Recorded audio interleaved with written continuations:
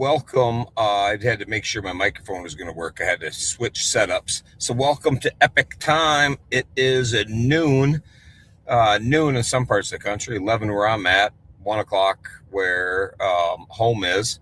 But noon in Central Time Zone is where the action is happening. So we're trying to kind of concentrate on that time zone. So there we are.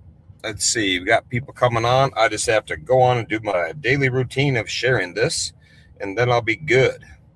So lots of action last night. A lot of good sleep, just not had by any of our riders out there, because I see someone waited out the storm and then they got rolling right away.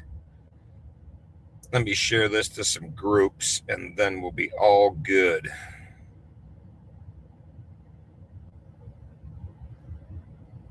This is a day 11. This is the torment time on the brain for sure. These riders are really out there killing it.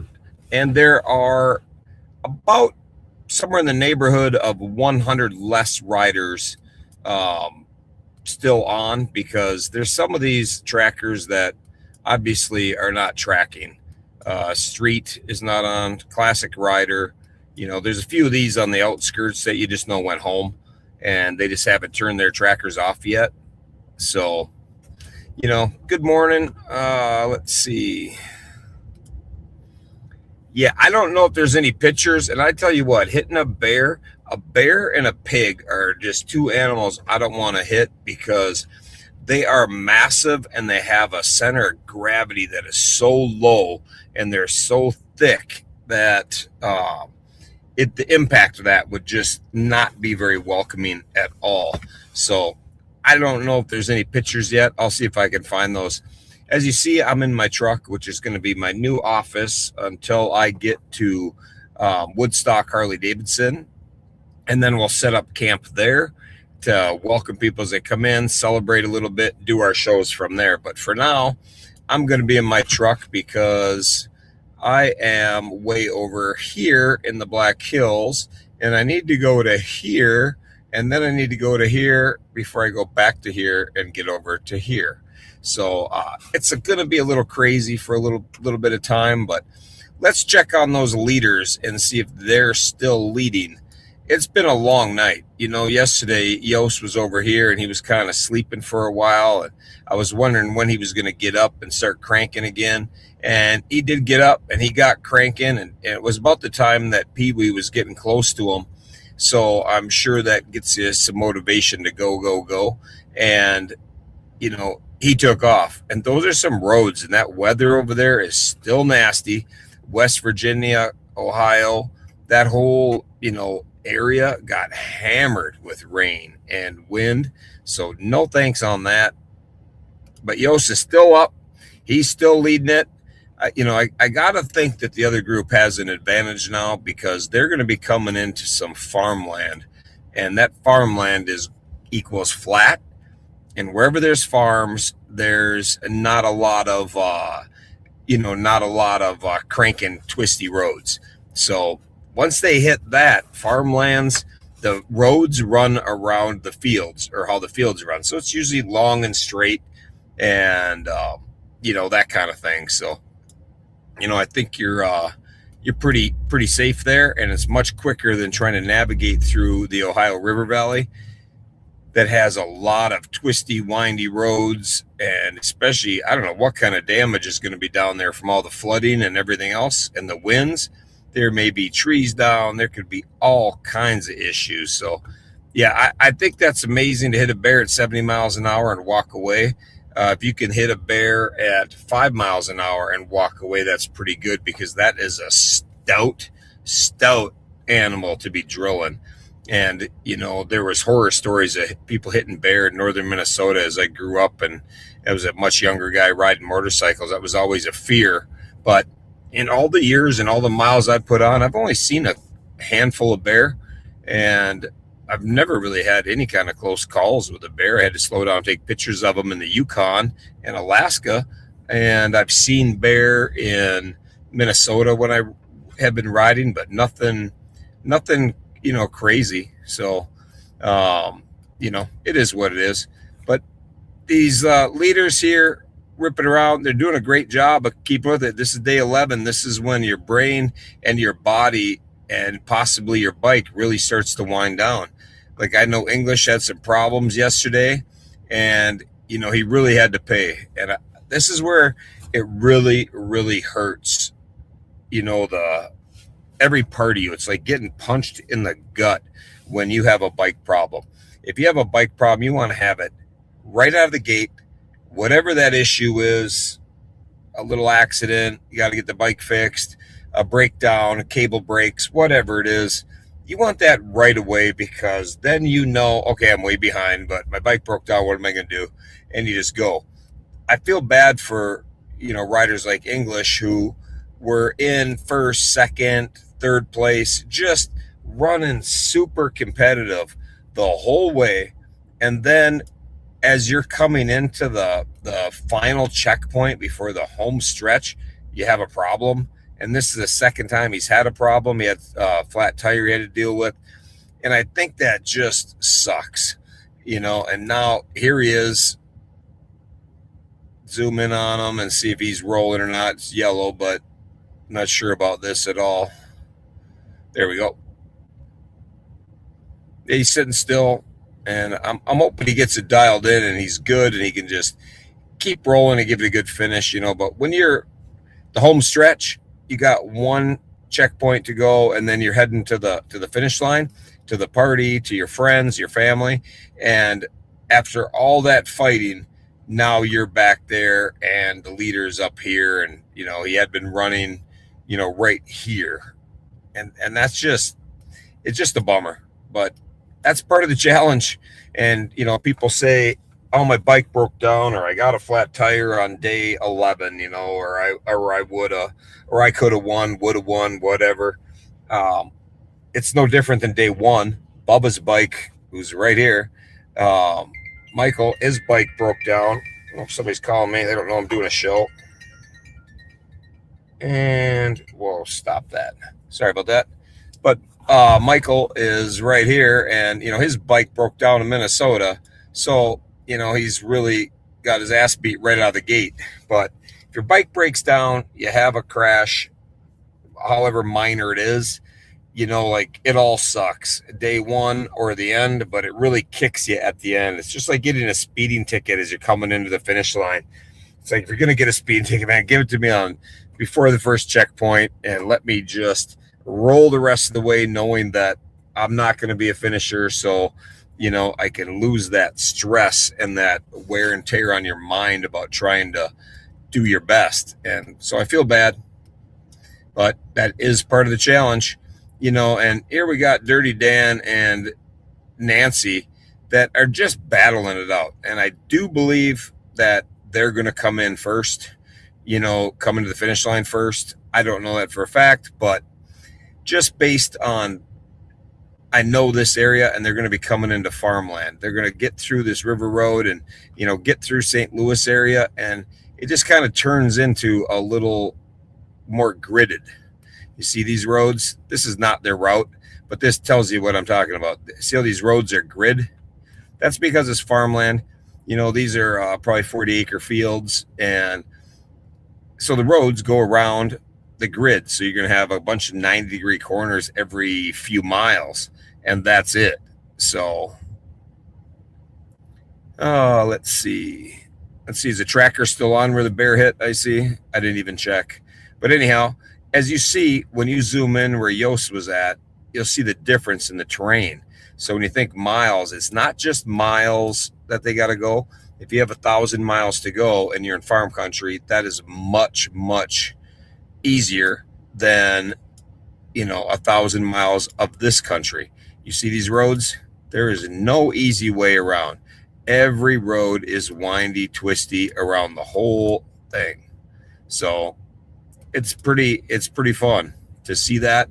And the amount of up and down they got to go, yeah, it's crazy. Like, it's not done yet by any means, but I think that route was faster, and I'm gauging that by how the other group ran that.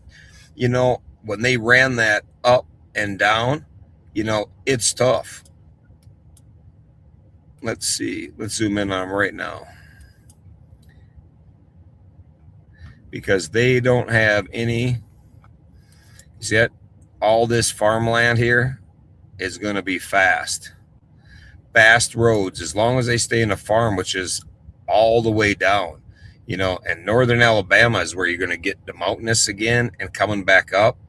But there's no easy route. There's nobody killing it. And I see that, they're coming back down. So Dirty Dan has pulled ahead again. So it's fun. It's fun to see it, fun to watch it. This is a long ways for this stretch. When you're tired, you're wore out, and people are going to dig so deep to get going. It's not even going to be, it's going to be crazy to watch. You're watching this and they're going to be nuts how much they go down when they're down here and how far they're going to be willing to go, because they know when you get in the finish line, you can sleep. You can sleep in, like they can get there and go to bed, take a nap, be there for the party. Don't be there for the party, but getting to the finish line is what's going to matter to everybody more than anything. So as they're coming down and they're going to cross into this, this country down here, this is where they'll slow down. But then when they come back up, it's out of it pretty quickly. So it's hard to tell. And that's the great thing about this double course. Somebody asked before if we think it's going to be, the same, next year. I don't know where that was, right here. I think it'll be, after this year split up, they'll go back to the same route in 28. I don't know, like the same route I like probably a little better especially for a spectator and for a competitor, I think, because right now, Dirty Dan, Nancy, they don't really know if Pee Wee and Yos are going to be ahead of them or behind them. And that part's would be a little bit tough, I think, where you don't know, like, sure, you're competing against Dirty Dan and, if you're Nancy and vice versa, and that's who you're kind of gauging what you're going. But you don't have any idea. You could be 600 miles behind Yos right now and not even be anywhere close to coming in first, or it could be the other way around.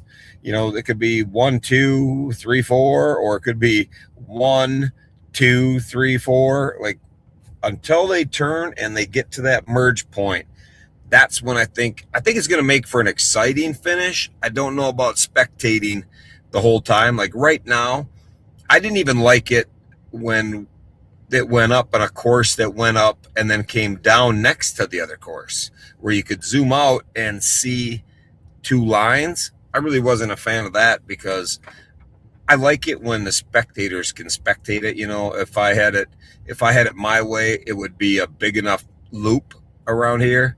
If you started in Minnesota, I'd loop it way out west and way down south and skip the center, so there really was no overlapping. And that's the best for spectating, because you can look at it and go, here's the leaders right here. Where here you look at this chaos right here. If you're new to this and somebody turned you on, like yesterday, we're talking to thousands of people at the rally about the challenge, and when we're talking to them, they open it up, they look at it, and they just look at this, and they're just dumbfounded and like, oh, well, who's leading? Okay, well, if it's Nancy, if it's Dirty Dan, whatever the case is, or is it Yos? And I'm like, well, it was two separate routes, and people kind of had just a daze, like deer in the headlights kind of look, like trying to figure it out. So, I think for a spectator point, from a spectator point, I would like the solid one. From a rider's end, a little bit leaning towards one straight one. From somebody running it, if I was running it, they don't care about social media at all. They don't care about people following it or not. So they're not even interested in that, because they're all old school and not, into this kind of thing. So I don't think they care. So that's not going to be a part. So if you take the spectator end out of it, do I think they're going to have it next year? They probably will. And they'll probably do that because it's much easier on, the organizers. you're at one place like that, you're set up. You got the start, middle, and finish. You don't, it takes one checkpoint out of it, it takes distance out of it. Everybody's coming back. If people figure that out, it would really be nice because you could leave a bunch of food, clothes, whatever, right at the checkpoint. Go out, come back, change clothes, do whatever you got to do, load up new food, and take off. So I think it's I kind of think it's, you know, you're right. And as a spectator, it's confusing. I mean, it's confusing as hell for me, and I follow this all the time, but I'm busy out here. And then you pop it on, or at night, you miss out, especially when you get down here where you got to keep track of who's in what group. So you don't know if these guys are going up or these guys going down. Here's poor Walter Mays here, who is having nothing but problems. He's been sitting at this Harley Davidson dealership for 2 or 3 days. He's somebody I know him. He lives within 5 miles of my house, and I know what he does for a living, and I know he's not going to be able to just keep doing this. He gets his motorcycle fixed. He can't continue on with this ride forever. Let's say that takes him another day to get that done. He can't keep riding. He's going to have to haul ass to get home because he has to get back to work. And I would guess that's going to be what happens with him for sure. But in the meantime, he's just sitting at a dealer. And has he tapped out? I don't know. I didn't talk to him, but he could have tapped out. He might be staying at a hotel. I have no idea. Either that or he's camping at the dealership, just waiting for the bike to get fixed and, continue on as long as he can. But I really think you're going to see a big mass exodus out of here. Either that or a lot of these riders that are coming into the checkpoint are just going to stay there. They're going to come into the checkpoint, and instead of heading south to the next section, or the other ones that were coming in and got to head north, instead of doing that, they're at the halfway point when this ends. I would guess a big chunk of those are just gonna stay put, and you're gonna see a few come in. But I do think we're gonna see, they had it where elite riders, I believe, are 12 days. So am I going to see 20 elite riders come in by the end of the day tomorrow, which would be 12 days? Tomorrow will be the 12th day, but they'd have to come in the following day by 6 a.m. Are you going to see that? I don't think you're going to see a ton of people coming in by then, but I think you're going to definitely see finishers coming in on the 12th day.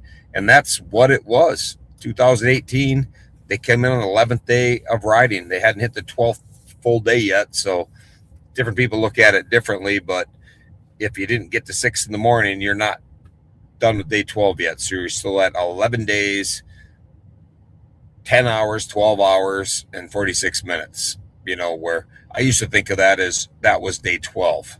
Like, I'm on my 12th day of riding. It was over 11 days, so I'm 12. But other people go by, what day it's on until you get to the 24-hour mark. So if you're on 11 days, 12 hours, and 11 days, 12 hours, say, that would be considered you finished on the 11th day, where I always considered that the 12th day because I just looked at it different. Not that one's right or wrong. It's just how people look at it. So people would say they came in on day 10 because they hadn't cleared the 11th day yet. It didn't take them full 11 days. It was 10 days, 17 hours, 10 days, 22 hours, whatever. I always considered that the 11th day. So I would tell people I came in on 11 days. But I'll take the 10 days so I can go back and tell people I came in at 10 or 9 or 15 or whatever your number is. So it makes no difference to me. I just like it when everybody's on the same page. So if that's the way you want to say it, it's all good. So let's see. The mission of the challenge changed in 14 to include riders riding for charities. There was a significant increase in funds raised in 24. Yeah, there was a significant increase in funds, but I think a lot of that is a whole nother subject, and I think numbers are tainted. So they're just numbers, but where they come from and what they do. I like to see numbers that are just about the Hoka-Hey. What did people raise while they were riding the Hoka-Hey, or before or after, but to do with the Hoka-Hey, not what you raised with some organization for cancer research all year long with all kinds of events that went on, and then you're going to roll that into one ball that had nothing to do with the whole K. I don't think that's it. So, but everybody's got their own jam, and that's that. Let's see. Do I think this route will cause a lot of newbies and veteran riders to not return in 28? I think there's going to be. I think this will bring a lot of people who wanted hardcore to it, and it's going to get a lot of people who realize they are not prepared for this style of riding in 14 days to think twice about it. And I think that comes to vetting the riders as well. I talked to a lot of riders who've never ridden hardcore riding for more than 2 days. You know, if you haven't ridden 1,000 miles a day for 3 days straight, even on an interstate, you're not cut out for this. You're going to just be, somebody told you and got it planted in your head it was a different ride than you had expected, and that's not doing anybody any favors, because you're setting yourself up for failure, because you're thinking, oh, I can do this, and people do the math and they think I got to do 750 miles to make it in. There's a lot of people who can't do 750 miles a day riding in twisties. They're not willing to push at the level you got to push, because skill, fear, whatever it is, and that makes a big difference. So will they have 200, and every year it's gone up by about 30 people, roughly.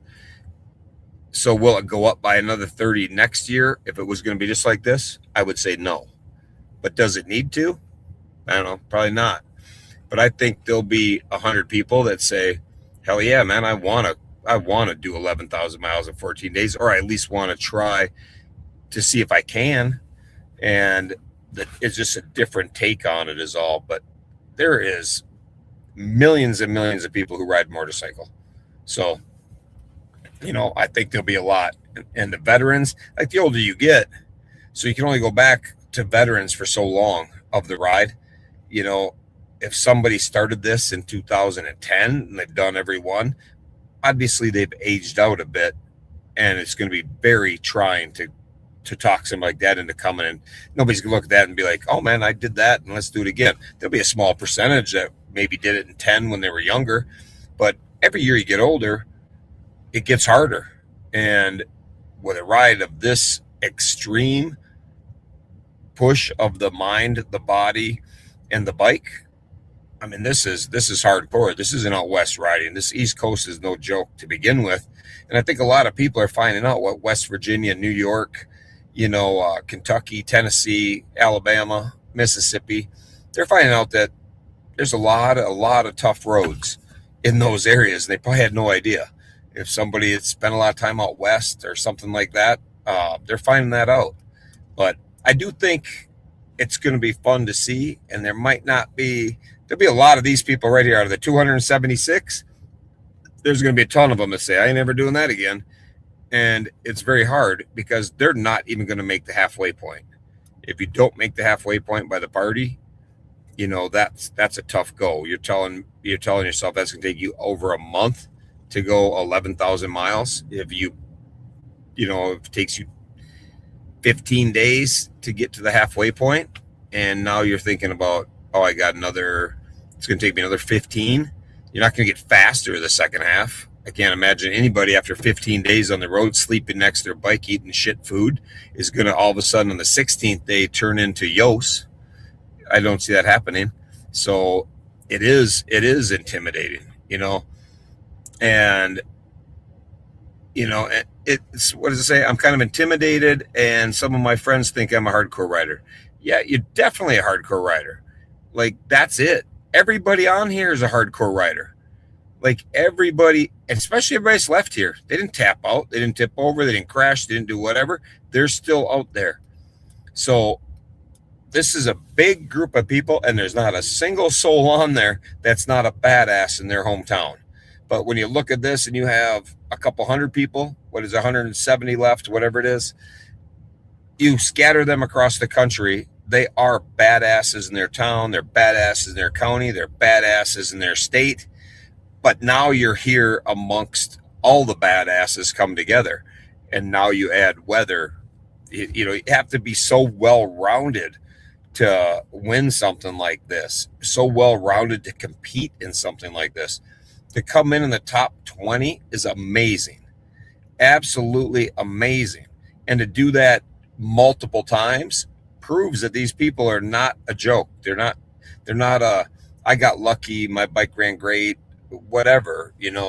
If somebody shows up and does this multiple times, like Chrisman, every time he's in the, like, there's groups this year, but he's in the top 10ish all the time. I mean, that is because he is a beast. Yeah, is he 30 years old, 35 years old? No, but he is a beast, and he brings his A game all the time. And you look at some of these riders, there's great riders who have never finished this, never had a finisher patch on their never earned a finisher patch, never earned a cut. And they're beast riders, absolutely a beast. And they're all over the place. Somebody does this one time, they might make it. I mean, look at English.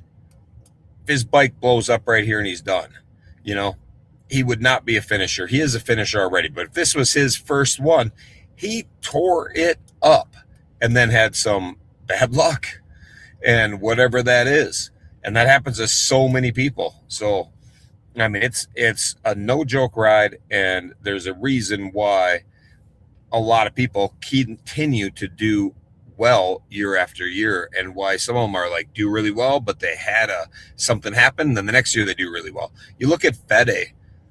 Fede is not doing it this year, but Fede is a beast. He won it in 16. Oh, sorry, I got to make sure my truck doesn't shut off again. And he won it in 16. In 18, he came in second behind Billy, who ran unbelievably well and did it like he was schooling everybody else. And Fede could not pass him. And so that was 16, he won it. 18, he came in second. And in 20, he won it, but is listed as second. I don't want to get into details about that, but so that's 2 out of 3 runs, he's in the top 2. And that's not luck, that's not coincidence. It's because he is a savage riding a motorcycle, a savage at looking at directions, and a savage at withstanding the elements that are thrown at him. And that's the kind of riders that these people out here, they're going to be known for. Everybody's going to have a story, but there's nobody left. There's nobody left on this that's not an awesome beast of a rider. So if you're kind of intimidated, you should be. It's the world's toughest challenge, and it should be kind of intimidating. But the great thing about the challenge is you get to go out there and prove to yourself that you got what it takes to, one, line up and say, to hell with it, man, I'm going to give this a shot. And 2, to see where you stack up against everybody else. And 3, where you stack up against your own mind. How many times you can push past your brain telling you, I'm going home. These people fall over, get hurt.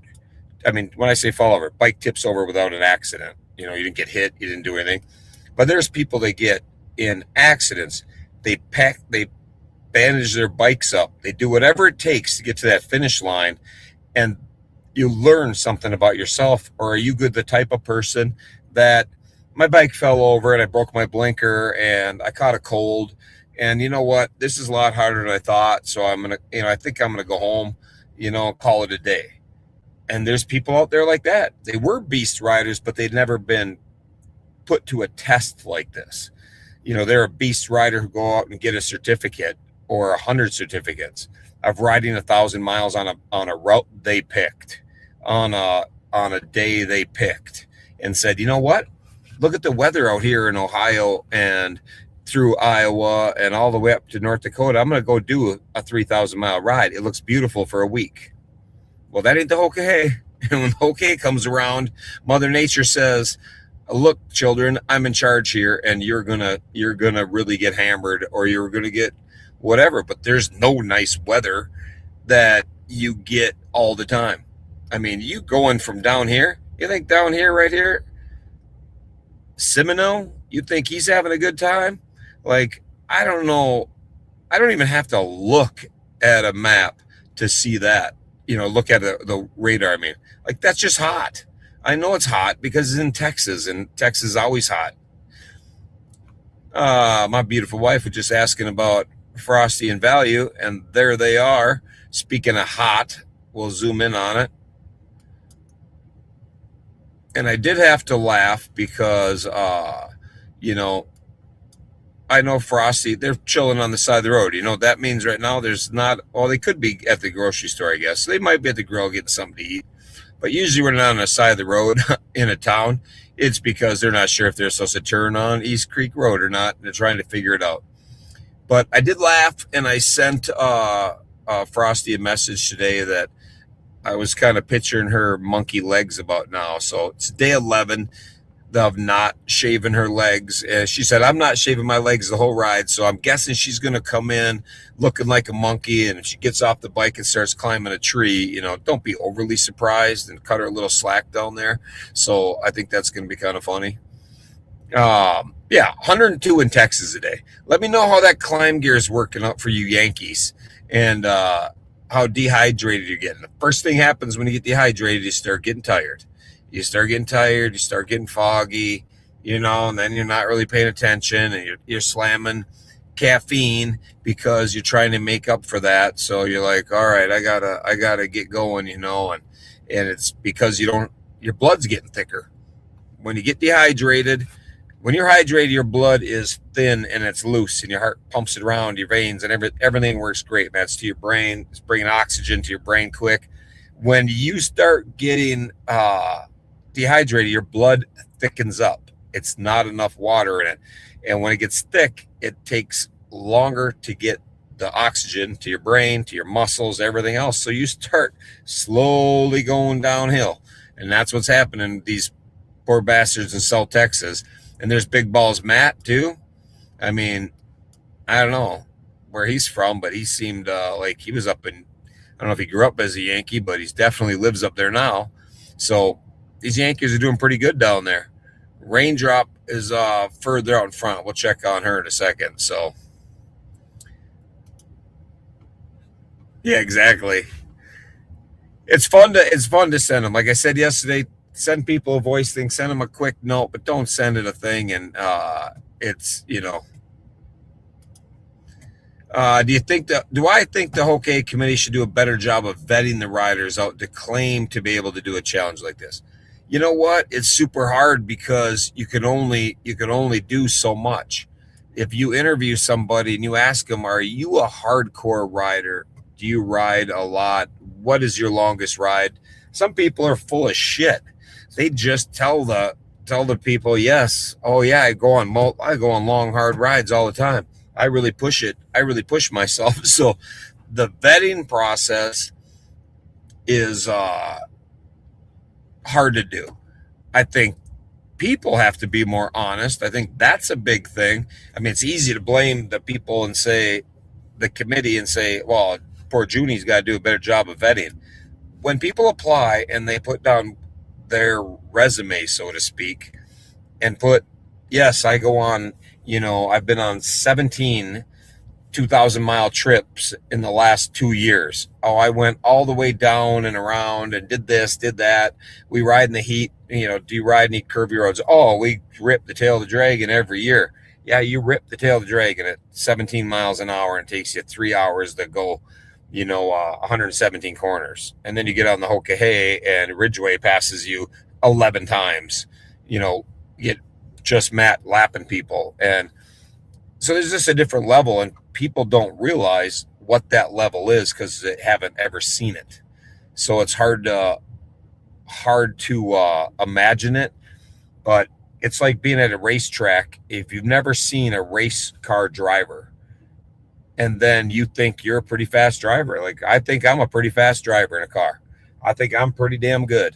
I drove a NASCAR. It was all I could do to keep that thing at 145 miles an hour, 142, whatever I was going. And it was working my ass off. And then the NASCAR drivers are out there taking my wife for a ride 160 like it's a like a kid, driving a car, like no big deal. Like they could have been visiting doing 162. I did 142, 20 mile an hour faster on a track, and it was working it. And because I was out of my element that I had never seen before. I didn't know that cars could go that fast into corners. It's the same thing with this riding. Some people have no idea that a Harley Davidson can corner at the speeds they can.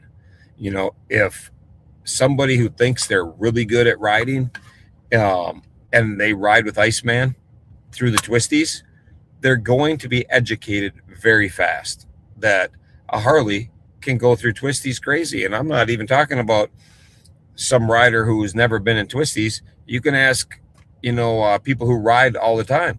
I just rode with him. I did 35,000 miles. I told my wife, I said, if we rode all the twisties, I said, there's not very many people that will outrun me. And I don't think I could keep up with Iceman all day, if we were running through twisties. So, and there's a lot of people I know, a lot of friends of ours that ride hard. But when you come to certain kinds of riding, you're just like, damn, that bikes can really do that. And people have never seen a fully loaded bagger corner like they're actually capable of cornering. And when you multiply that by 20,000 corners these poor bastards are going around, that's how somebody is all of a sudden across the map much further, is because they understand it. These Pan Ams have a lean angle. We talked about the other day. Their lean angles are totally different. Their RPM range is totally different. It's a different bike than all of the baggers. So it has massive advantages at parts of it and disadvantages at other. It's great going through twisties and everything. They suck to sit on. I don't know how anybody can sit on the damn thing for 11,000 miles, in 14 days. So you got to stay on it. So that part sucks.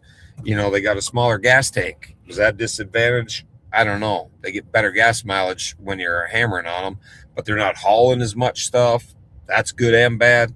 But pros and cons to everything that anybody's got. Let's see. Yeah, you got to trust your tires and your lean. But a lot of times people don't understand that it'll lean that far. They can't get it in their head to go that hard. Some people have never been to a track. Some people have never pushed a bike to its limits. And it's really hard to do. And sometimes you're afraid to push your limits, because when you push past your limits, you can die. So finding that limit is really the hard part. And you're not doing that in a year. You're not doing that in 6 months. You're not doing that in 3-4 years. Like, that is people who ride for years and get better and better and better and understand lean angles, understand tires, understand weight on the bike, how that affects it, understand you're not doing without a suspension. In 22, there was a kid from Pennsylvania that said he had hopes of winning it. And he had, intentions of being a top 10 at a minimum. And I asked him, how hard he rode. And he goes, I ride really hard, really aggressive all the time on twisty roads. And I've been practicing like crazy. He had a beautiful bike. I walked outside and I said, you don't have a prayer of winning this. You don't have a prayer of being in the top 10.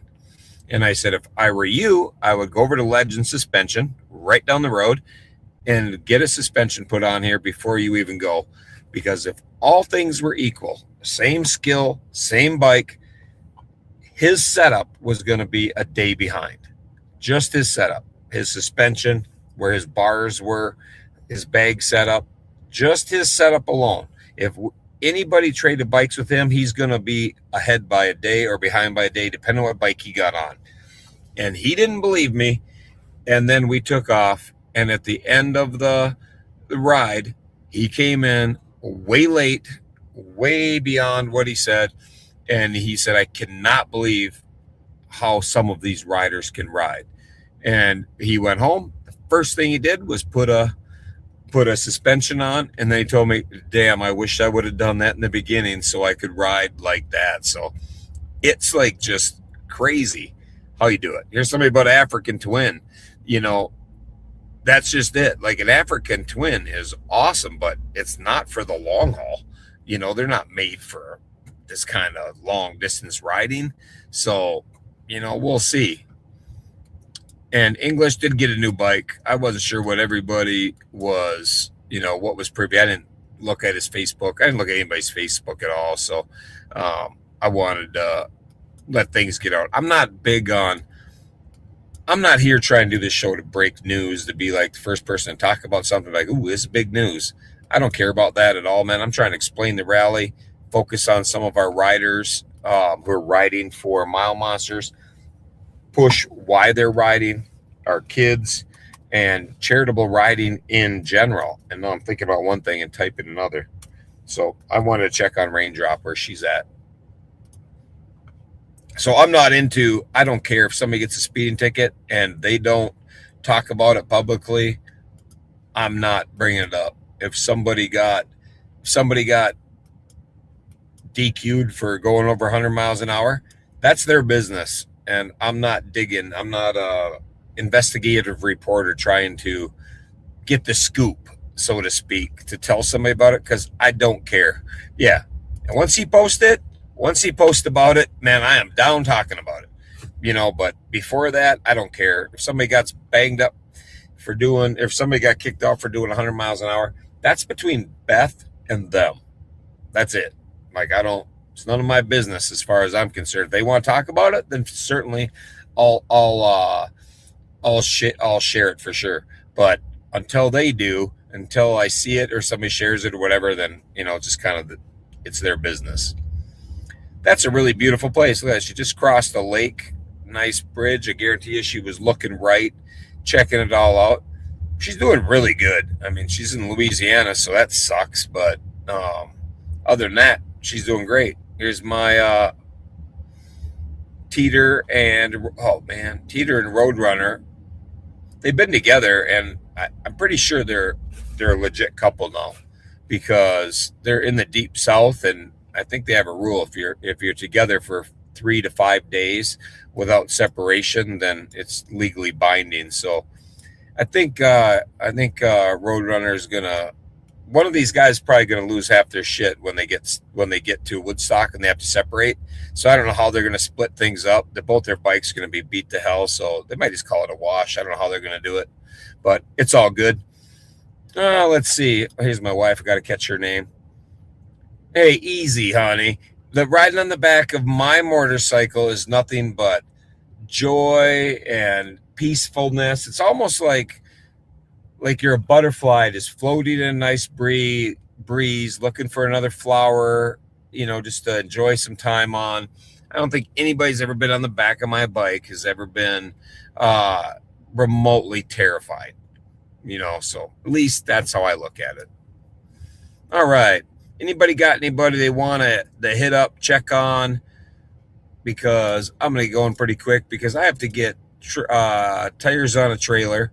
I got brakes on the truck. I got to get tires on the trailer.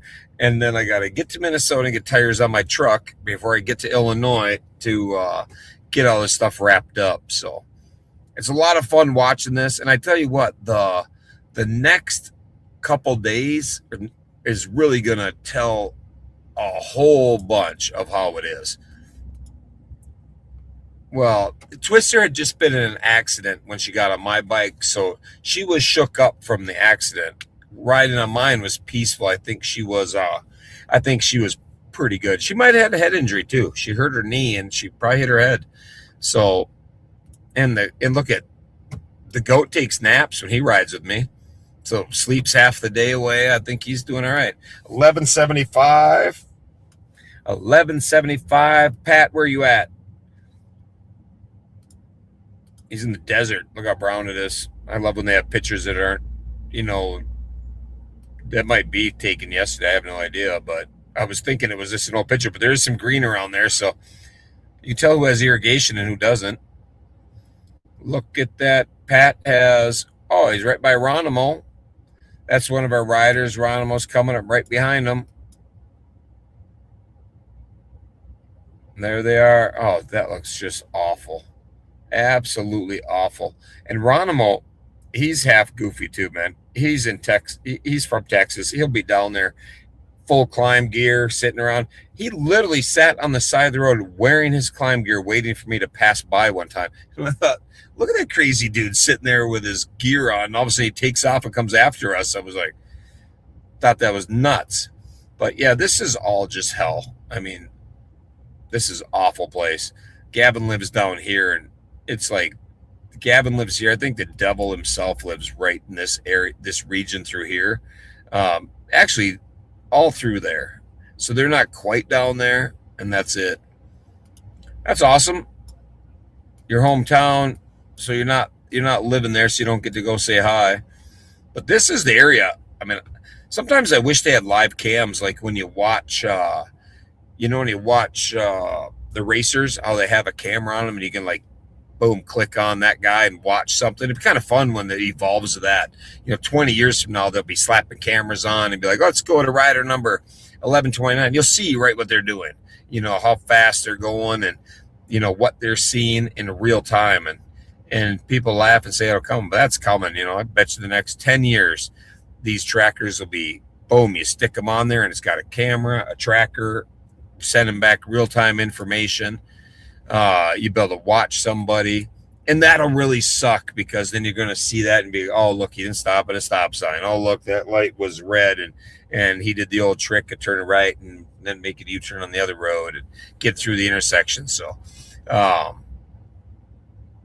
of fun.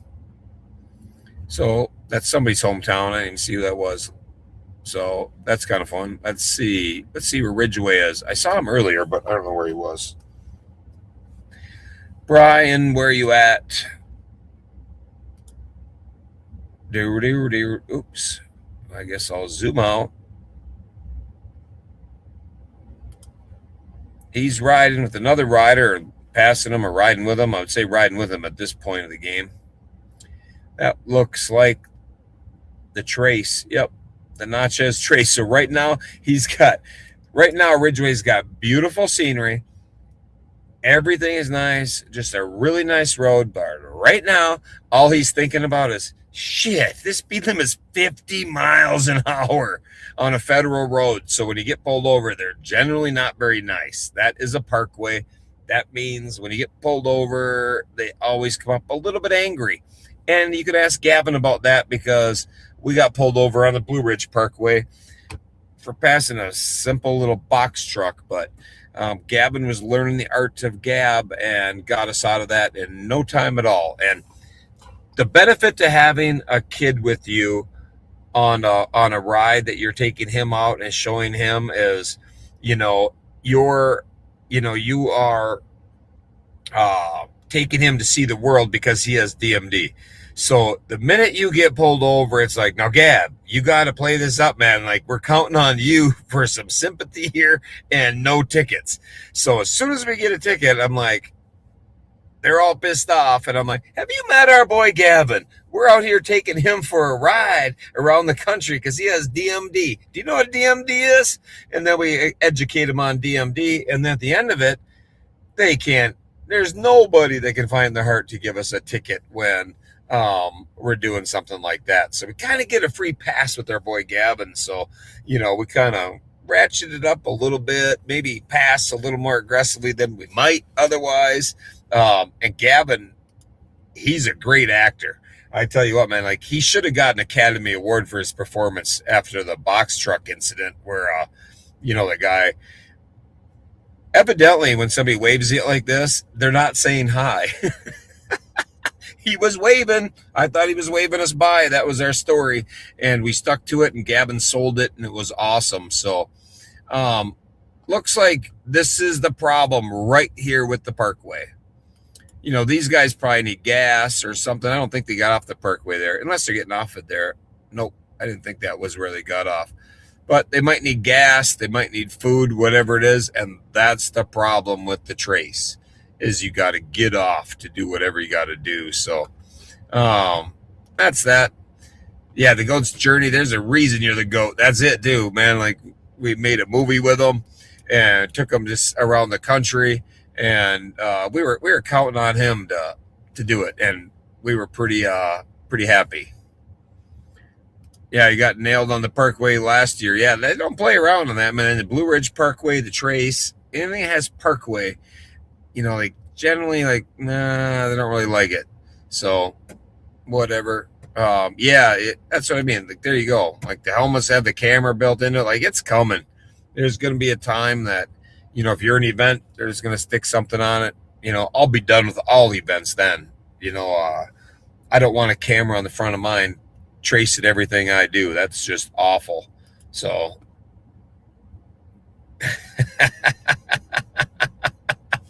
that's a fact, Twister.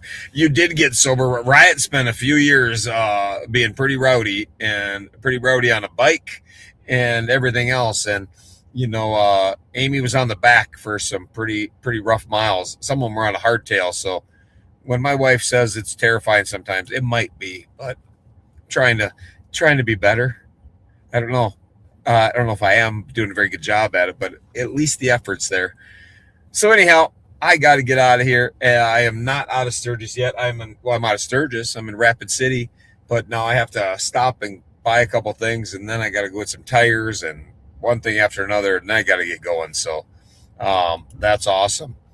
Go get ready to tell your story. Maybe I'll bring you on tonight. You can tell people how you got on, how you became the GOAT. So think about that, Gab. Don't give it away now. That'll be the feeder to get people to tune in. So tune in tonight, 7 o'clock Central Time, when Gavin explains how he got his road name the GOAT.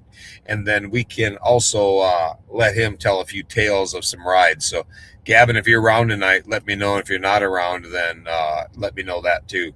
So otherwise, I'll send you a link. We'll get you on and have some fun tonight, because I know you're going to be busy the next few days. So it'd be nice if we catch you. So with that, I am out of here, and Amy is the true hero in this family for sure. But don't let her tell you that I'm too crazy, because I'm trying to be better. I'm trying to get a new image out there. So that's that. So with that, I'm out of here. Talk to everybody later tonight. Watch these riders, cheer them on, pray for them.